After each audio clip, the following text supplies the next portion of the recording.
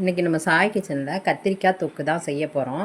அதை நல்லா ஈஸியாகவும் டேஸ்ட்டாகவும் கல்யாண வீட்டில் பந்தியில் வைக்கிற மாதிரி எப்படி செய்கிறதுன்னு பார்க்கலாம். இது பண்ணுறதுக்கு பிஞ்சு கத்திரிக்காயை 1/4 கிலோ எடுத்துக்கலாம். இது 4 இந்த மாதிரி கட் பண்ணி எடுத்து வச்சுக்கலாம். அடுத்ததாக கடாயை சூடு பண்ணி 1 குழிக்கரண்டி அளவுக்கு எண்ணெய் சேர்த்துக்கலாம். சமையல் எண்ணெய் எந்த எண்ணெய் வேணாலும் சேர்த்துக்கலாம். எண்ணெய் சூடானதும் கத்திரிக்காயை சேர்த்துடலாம். கத்திரிக்காயோட கலர் மாறுற வரைக்கும் நல்லா வதக்கி எடுத்துக்கலாம்.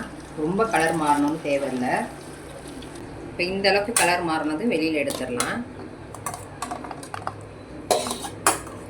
ஒரு லெமன் சைஸ் அளவுக்கு புளி எடுத்துக்கலாம். அது கொஞ்சமாக தண்ணி ஊற்றி ஊற வச்சுக்கலாம். இதுக்கு ஒரு பொடி பண்ணி பேஸ்ட்டாக அரைச்சிக்கலாம். 1/4 டீஸ்பூன் வெந்தயம், 1 ஸ்பூன் எள்ளு, தனியாக ஒரு 1/2 ஸ்பூன் எடுத்துக்கோங்க. நிலக்கடலை ஒரு 3 ஸ்பூன் அளவுக்கு எடுத்துக்கோங்க. இதை ட்ரையாக வறுத்து எடுத்துக்கலாம். வாசனை வர வரைக்கும் வறுத்து எடுத்துக்கலாம். இதுதான் கத்திரிக்காய் தொக்குக்கு நல்ல டேஸ்ட்டு கொடுக்கும். இதை இப்போ ஆற வச்சு அரைச்சி எடுத்துக்கலாம். இதே எண்ணெயிலேயே 1 ஸ்பூன் கடுகு சேர்த்துக்கோங்க.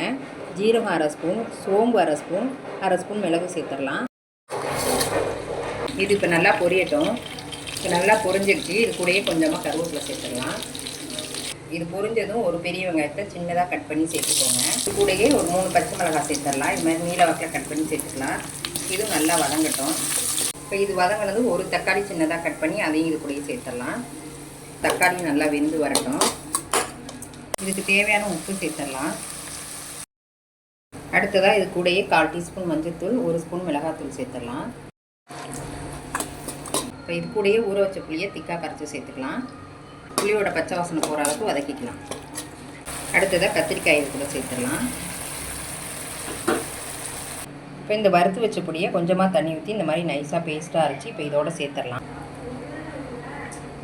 இப்போ ஜார்லேயே கொஞ்சம் தண்ணி ஊற்றி அதையும் இது கூட சேர்த்துக்கலாம். இப்போ இதெல்லாம் நல்லா வதங்கி வரட்டும். இப்போ இதை ஒரு மூடியை போட்டுக்கலாம். கத்திரிக்காய் நல்லா குலைவாக வெந்து வரட்டும். இப்போ பாருங்கள், சூப்பராக வெந்துருச்சு. எண்ணெயும் நல்லா பிரிஞ்சு நல்லா மசாலாவும் ஒரு கிரேவி பதத்தில் வந்துருச்சு.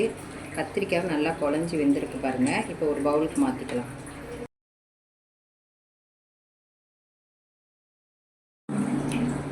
கத்திரிக்காய் தொக்கு சூப்பராக ரெடி ஆயிடுச்சு. இதை ஒரு பிரியாணியோட வச்சு சாப்பிட்றதுக்கு ரொம்ப அருமையாக இருக்கும். இது கல்யாண வீட்டிலலாம் ஸ்பெஷலாக வச்சு தருவாங்க.